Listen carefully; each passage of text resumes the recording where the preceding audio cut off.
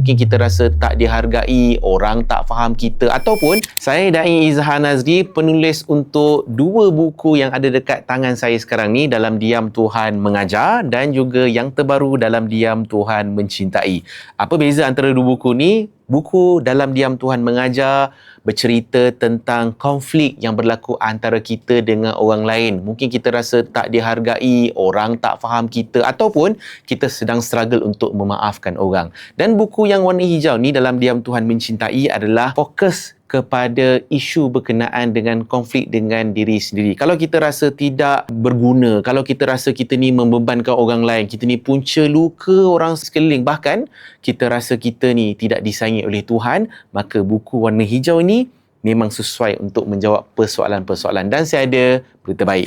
Pada siapa yang dapatkan kedua-dua buku ini, combo Dalam Diam Tuhan Mengajar dan juga Mencintai, anda akan dapat secara percuma hadiah tulus ikhlas daripada saya, buku mini 20 ayat healing daripada Al-Quran. Bagaimana ayat Al-Quran ini kita nak dengar, kita nak baca dan kita nak bawa dalam kehidupan kita. Jadi jangan lupa untuk dapatkan combo yang ada dekat tangan saya ini di Pesta Buku Antarabangsa Kuala Lumpur, di booth Galeri Ilmu bersempena dengan Pesta Buku Antarabangsa Kuala Lumpur, bermula 29 Mei sehingga 7 Jun 2026.